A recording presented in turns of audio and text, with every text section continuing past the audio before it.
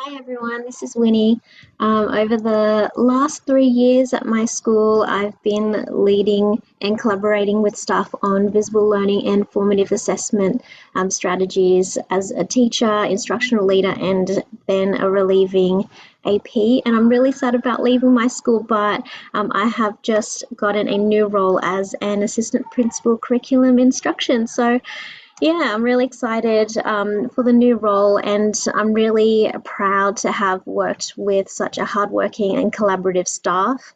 And I wanted to share with you some of our work today. So I know that when we have high expectations, it means that our students perform really well. It means that we know our students really well. It means we can support their learning and that they're continually challenged so that the work that we're setting isn't too easy or not too hard.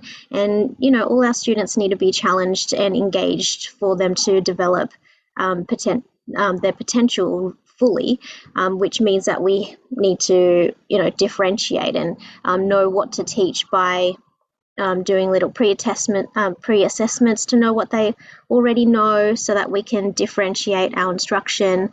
And today I wanted to just show you some of the work that our hardworking teachers have created. So I wanted to share the math programs with you today.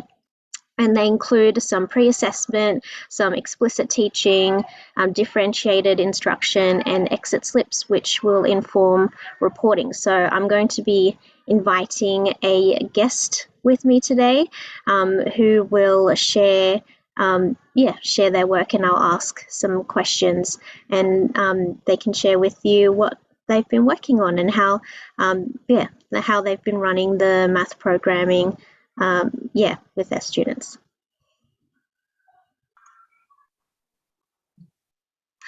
All right, awesome. I'm so excited because I have the lovely Jess Mynett here with us today, and she's one of our lovely contributors to the programming that we're sharing today.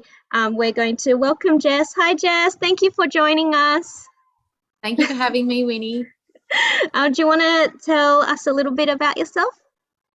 Yeah, so I work at the same school as Winnie, and I teach stage one. I've taught stage one now for 3 years, and we teach composite classes. So we teach year one and year two, and we do a lot of team teaching. We have big open doors, so a lot of our maths is with the class next door, which provides a lot of differentiation. And next year I'm moving down to kindy.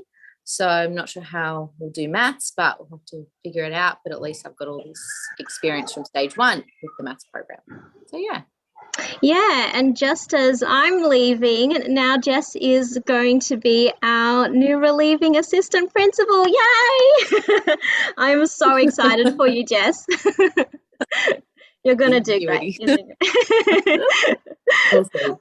Yeah, you will. You'll be all right. So we are sharing our math program today, and it is a lot of hard work from a lot of teachers who have been on year one and year two. So I'm really proud to share this because there's a lot of great differentiation, high expectations, data assessment, etc. that you can take on. So thank you for being with us, Jess, and for sharing your knowledge. All right, I'm going to share my screen and just show you what we will be sharing with you. So some of the programming, so I will, even though I'm showing you term one, we will be sharing term 2 and 3 and 4 as well. So I'll just show you what it looks like. So there will be folders, and in each folder there will be different topics that you can have a look at. And in each folder, for example, for whole number, there will be a pre-assessment, the program, some exit slips, and also a document of some images that you can put up on your wall. So we're going to have a look at the pre-assessment because it's really important to see where our students are up to so that we know what to teach and where to meet our students' needs. So Jess, do you want to talk us through this or what the pre-assessment usually includes? Yeah, so basically what we do is at the start of every week, we do a pre-assessment, and it's only 5 questions.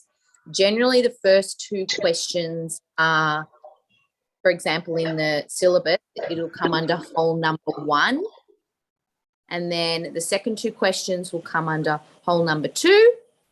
And then the last question is usually a stage 2 content question. So basically every kid has one of these, and it's a QR code, and we just put their name on the back. But if I pull it carefully, each side is a letter. So A, B, C and D. And basically what happens is we put the Plicker up on the big screen. We read out the question. We read it a couple of times, read through A, B, C and D. And then they have to hold their Plicker the right way up. So if they think it's D, they've got to hold it with D facing up. If they think the answer is C, they hold it with C facing up. And each child's QR code is different. So they're all different. And what you need to do is, it's called plickers.com. You go on, and I'll show you mine, and you set up your own class, and then they give you these, and you download them and you print them out. And we laminated them, but they don't work with normal laminating sheets. You need the matte laminating sheets. We've had these for 2 years. They're a bit ratty now, so next year they'll probably make new ones. And you just assign them to a number. Like this one is, I don't know if you can see, this one's number 5. So you just assign every kid in your class to a number, and they have that same one every week. And then when you do it and they hold it up in the air, you either get your iPad or your phone, and you use the Plickers app, and you scan around the room, and on your iPad or phone, you'll see all their names, and they'll just go green, green, green, green, green, and then it'll tell you, child A, B, and C haven't answered. They've got to hold it up nice and still. They can't have fingers on the black bits. And, yeah, it automatically captures it on the app. I might share my screen. And how long does it usually take, Jess? Oh, not long. 10 minutes. Very fast. But you easily go on, this is the website, plickers.com, and you make your class and you enter all your students' names into it, and then it will give you the PDF of the QR codes, and then you basically print the QR codes out and laminate them. They say with the normal gloss laminating sheets that when you scan them with the camera, sometimes it doesn't pick it up. So that's why we did the matte laminating sheets. And then from this website, you need to put in all of your pre-tests, which we've done. It doesn't take long. Or you just go new set. Basically, you can type the questions in like this, or you can do this little next to where it says add to queue. It looks like a download button, import questions. And you can do bulk. And what we do is we just copy it from the Google Doc here. And then, for example, if for question 1, B is the correct answer, you just click B. And wherever the green is highlighted is the correct answer. You basically just import it. I'll just go back. I'll go over here to one of these ones. I'll show you what it looks like. But then it basically looks like this. And the green is the correct answer, but they won't see the green. This is just for you to check before you import it, basically. And then you save it. When you want to play it, you have to click add to queue, click your class, and then if I go back, it'll say it's over here saying play now. If I click play now, my class, this is what would show up on the screen. Okay, what number comes before and after 30? So we usually read through all the questions, and they hold up their card and we scan it. It doesn't take long at all. Once you've got it all set up, it doesn't take long at all. Like, they get their card, they know what to do, they hold it up with A, B, C or D, and it scans it, and then all the data goes onto your app or even onto that website. Yeah, we do a pre-assessment at the start of every week because we do a new topic every week, and that's how we know what groups we will put them into. Oh, yeah. Do you want to show the data that you get from Plicker? The screenshots? So I'll show you. I've taken screenshots. For example, this is term 2, week 7 edition, and it tells you what % all the kids got, and I've got it as from high to low. So all of these kids got 100. The greens also have 80s, And then anything below 80 goes into red. So 60, 40s, 20s, 0, and that child was last time says absent. So from looking at that, we can see where maybe our kids could go. We have 3 groups. So we have the red group, which is usually like whole number 1. Then we'd have the orange group, which is whole number 2. And then the purple group, which is doing stage 2 content. But for example, if we have a year 1 student who got 100%, we probably wouldn't put them in the purple group, but we would put them in the orange group doing whole number 2. If there's kids who are, 20%, 0%, they would be in the red group.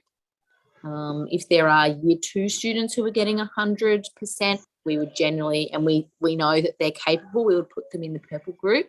But obviously with things like this, there are sometimes, the kids are looking around. Some kids will just copy. So if you get a child getting 100% and you know that they're not very confident with maths, then we wouldn't just put them in the orange group. You need to use teacher judgment as well. It's not just, they got 100%, they must know what they're talking about.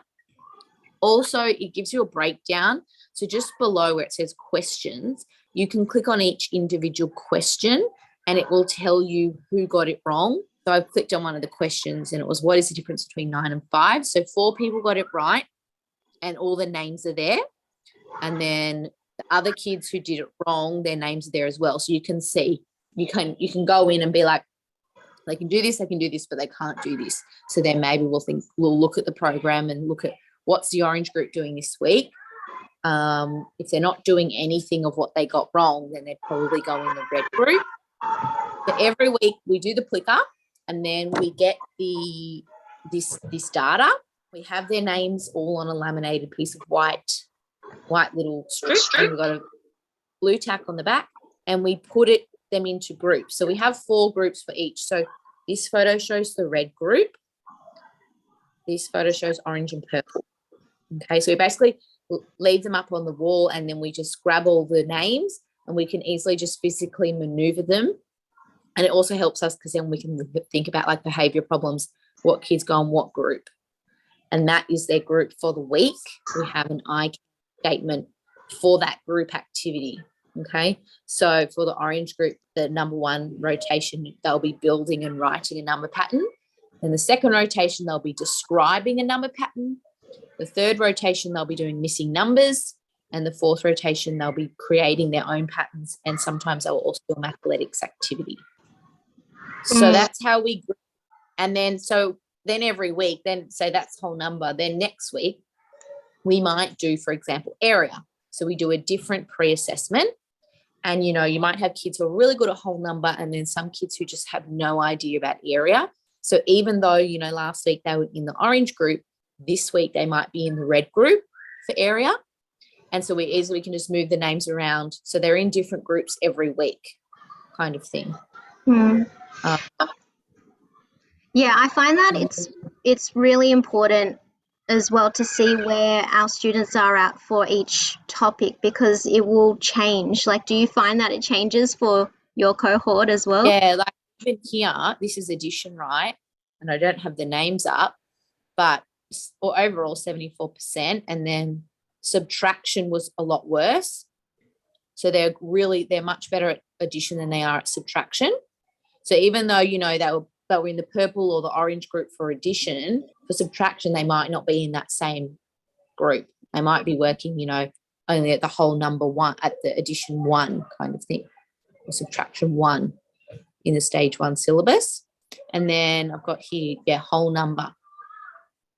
So they're always moving. They're never always getting the same correct. Yep, so all these pre-assessments we'll be sharing with you, so you'll be able to input that data. The programs we're sharing with you as well, so they have all the syllabus outcomes and also the goals, the I can statements as well. Do you want to walk us through the program? Yeah, so what we normally do is in the middle of the week we do an explicit lesson And that is them in their group. So we will have grouped them already, and we say, okay, you know, if you're in the red group, you're going to stay with me. If you're in the yellow and the purple, you're going to go next door. So they go together, and we have an explicit lesson for that topic for the week. So you can see it's differentiated. And then at the end of the week, we do our rotations, which are here. So we have 4 rotations, and they each have a different I can statement, which tells the kids what that activity is asking them to do. We're a big visible learning school, so it's really good having it up on the wall. And, you know, when they're confused, we say, we'll read the statement. What are you meant to be doing? We try to make it quite hands-on because it's stage 1 and they need a lot of manipulating of things to understand quite complex things. And we also use mathletics, as we have that at our school. And we're always using whiteboards, counters, dice, and trying to repeat concepts with different activities so that they can have time to practice their skill. And we set them up in our room. So, for example, mine is always the red room, and next door is always the orange room, and then we have a breakout room, which is our purple room, and we have big signs that say red 1, red 2, red 3, red 4, and they go on all the desks, and they're the rotations. And we have trays. So basically, we just put the trays out with all the equipment, and start of the rotations, you know, I'll be sitting in my room with the red kids, and I'll explain every rotation. And then we call out their names, and they go and sit at their rotation. And usually they spend about 15 to 20 minutes at one rotation. It just depends. And sometimes they're taking photos and putting them on Seesaw as well, or sometimes they do a worksheet. And yeah, it's pretty straightforward. The kids they really like the maths groups. They like the hands-on. They really enjoy it, actually. And that's, basically how we differentiate. And then, you know, if I am working in the red group and I've got a child who I've noticed is just flying by, then I can easily just say, oh, go and pop into the orange room. Go and see the teacher next door, and she'll put that child in a different group. Or vice versa, if someone's, you know, up in the purple and it's just too difficult, we'll just move them down to the orange. And the kids, they don't mind. They understand each week. And we're good at some parts of maths and other parts we need more help. So, yeah, basically the program. And we have games and things that's there. Like. And what would you do, like, because, you know, we're in COVID times at the moment, so it's really hard to team, or, you know, it's great doing team teaching, but then if you are in a situation where you can't team teach, how would you use this program to differentiate? I guess I would still do the coloured groups, but I would probably, because we rotate when we get up and move, I would probably have them all, if it's just your one class, that's only like, you know, under 30 kids, I'd probably have the red group all sitting together, because it wouldn't be as many, right? Because it'd probably be, you know, it's usually half in the red, half in the yellow, and then we usually only have max 3 kids from each class in the purple. So it's like half your class are doing red, half yellow, a couple doing purple. So I'd probably have them sitting in their groups, and I would have all the rotations there, and I would probably just put a timer on and say, okay, now we're going to do the first activity. And then I'd probably ring the bell and I'd say, pack it up, probably put it on the floor and get the second one, rather than them moving around the room. Do you know what I mean? Because that's way too busy if you're in 3 different groups. But I would still differentiate it, and I would still do the Plicker, because it's really easy. And that means you're like catering to all the needs, rather than them all just doing red, when it can really be extended and do harder problems. Yeah, because I find that, you know, when we're not meeting students where they're at, or when they're not feeling challenged, then that's when they get a little bit distracted. Oh, yeah, the classroom. sure. Yeah, they don't want, they're bored, so they do other. Right. Yeah, exactly. That's right. All right, we're going to have a look at the exit slips now. So we'll be sharing the exit slips for each of the groups. So do you want to walk us through like how you use it for, especially Yep. for reporting purposes? Yep. So what you're looking at now, for example, is the purple group. This is exit slip 1, and it's got 4 copies because we usually just print it, cut it into 4s, and then the second page will have purple 2. So purple 3 and purple 4 just for when we're printing and cutting. So basically they usually have 3 or 4 exit slips, because sometimes if they're doing mathletics for the 4th rotation, we won't do a 4th exit slip. And the exit slip matches the I can statement for that rotation, and it should be focused on whatever activity they did. So, for example, purple 1, they were obviously doing an activity of finishing the pattern, missing sequential numbers. So they were filling in missing numbers. So then for the exit slip, they're continuing a pattern of 4 digits. That's what they're doing. And basically it's purple, so they know they're in the purple group. And they basically we used to, at the start when we started this, we used to just wait to the end of maths groups, and then we would give them the 4 exit slips. But then we were realizing that they were kind of just getting way too confused. There was 4 things in front of them with 4 different kind of strategies or ways for whole number, and they were just not getting it. Then we decided that end of each rotation we'll stop, we'll have 5 minutes silence, and they do that exit slip. So as soon as they do the activity, then they do the exit slip for that activity, and that worked a lot better. And we used to glue them in books, and then that was becoming a bit of a nightmare. So then we started printing them off on one sheet of paper, like exit slip 1, 2, 3, and 4 together, which was a little bit better. But then they tend to look at the next one before they've done that rotation. So it's just a bit of what works for you, or just cutting them up and handing them out. The emojis are meant to be for how did you feel at that rotation. The younger kids seem to just circle whatever they're feeling at the time, but when you ask them about it, really, I don't know why I circled that. Okay, so we did get rid of them this year. We got rid of them because it was just not it wasn't beneficial for our data. I guess. Yeah, I think at first at first you were wanting to have the students in a space where they were reflecting on, how did I feel about this activity? But I think in the end it's more about, can you show us what you know or what you've learned? Yeah. Exactly. Cool. And then so we've got the wall as well, and then I just wanted to show this. Yep. Okay, so what we do then is we grab all the exit slips, at the end of the lesson, end of the day, whenever you have time, and we really quickly mark them because they're only like short questions. It's pretty simple to mark. We just quickly give it a tick, and we have this kind of table, and this is all my year 2. So I've got their names and their year, and there's a separate one for year 1, and then we've got red, yellow, and purple. And each week we'll type in, for example, whole number, and we'll type in all the I cans that we have there. And then we'll have rows. If they're absent, we fill in absent. Then, for example, this first person in year 2 was in the red group. So we colour it red if they got the exit slip correct. We leave it blank if they didn't get it correct. Mathletics is grey because there was no exit slip. So most of the year 2s were in the yellow group, which is where they should be.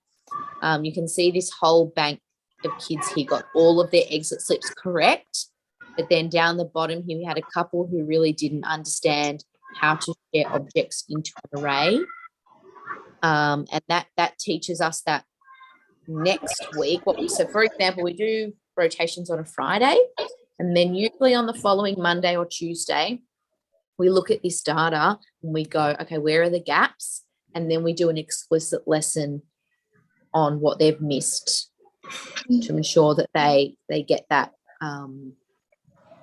solidified and fixed up. And then we do go back again halfway through the year. We repeat. So we do this after every maths group, so we fill in our data, and then at reporting time and things like that, or when you have interviews, you can just like pull this out and you can look at it and know, okay, they can do this, they can't do this. And all the I can statements relate to the syllabus. And I love how it's So, it's very clear. Like you can see whether they are on, on target, or whether they're below, or whether they're high as well. So if you had any year twos that were in the purple, then you would be able to see that. And then you could literally just grab the I can statements and use we literally that just as your these off yeah at the report time and just go through them when we're doing the maths comment.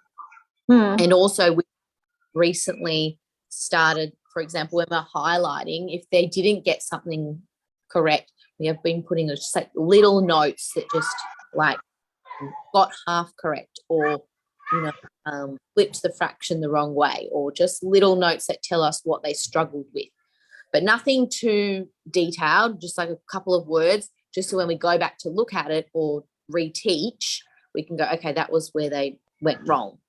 But sometimes they will get, half of the exercise right, but not the other half, kind of thing.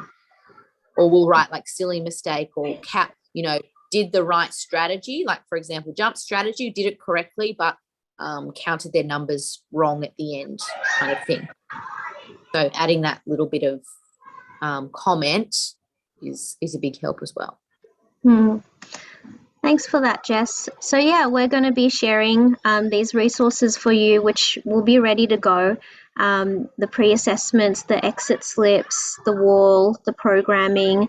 It is a mammoth job that you've all put together and collaborated on. So thank you so much for sharing it with everyone, and for sharing your wealth of knowledge and how you've been doing it in the classroom, because I'm sure everyone would be able to benefit from, the resources that you've created and what you've shared with us today. Thank you so much, Jess, for joining us. It's definitely been a team effort. And just we've fiddled with it.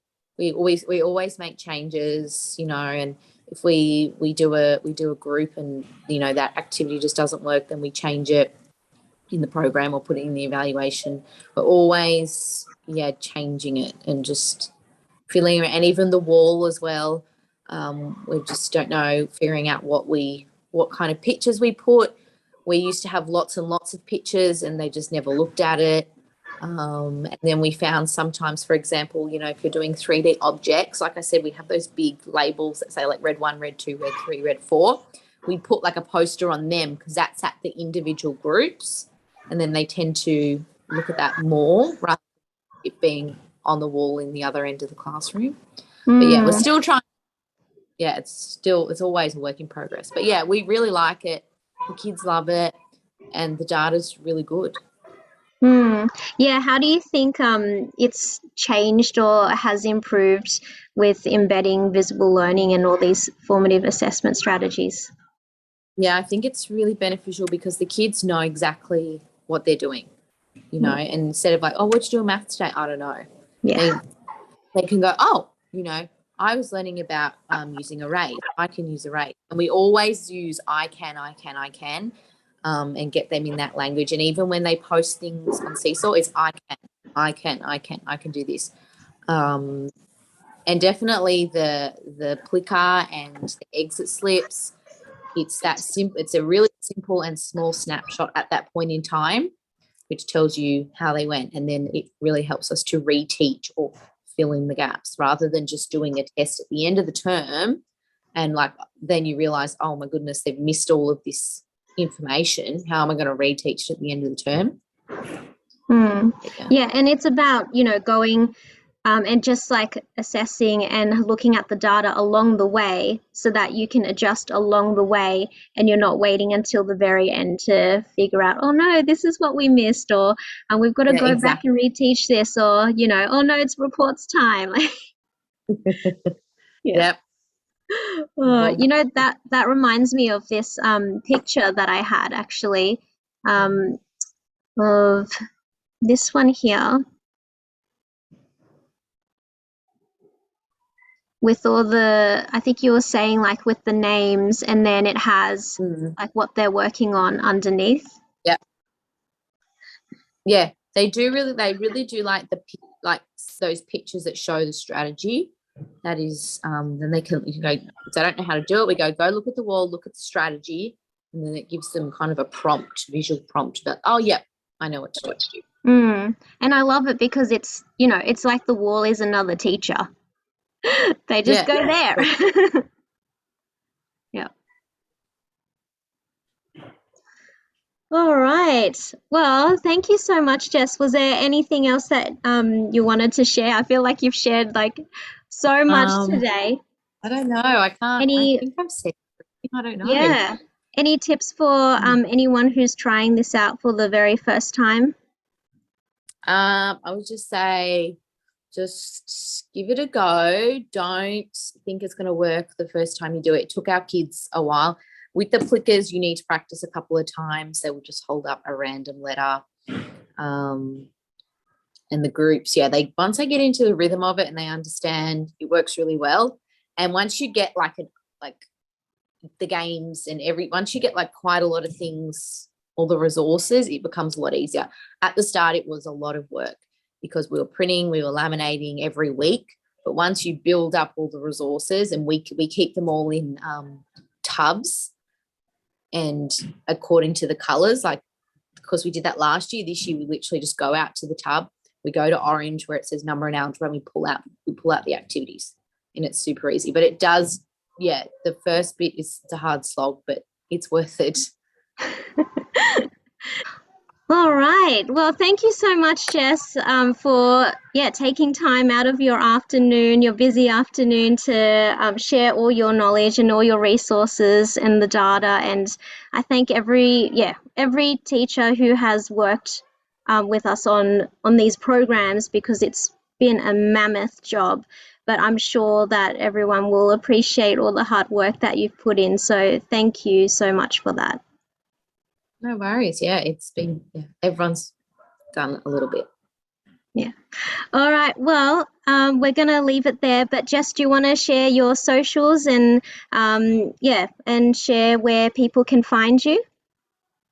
Yes. Well, I will send it. Can I send it to you? Yeah, of course. Definitely. Yeah. Of course. But yes, if you like this video, make sure that you click the like button and subscribe, and we'll share some more tips soon. So thank you, everyone, and see you later. Bye. Thank you. Thanks for having me. No worries.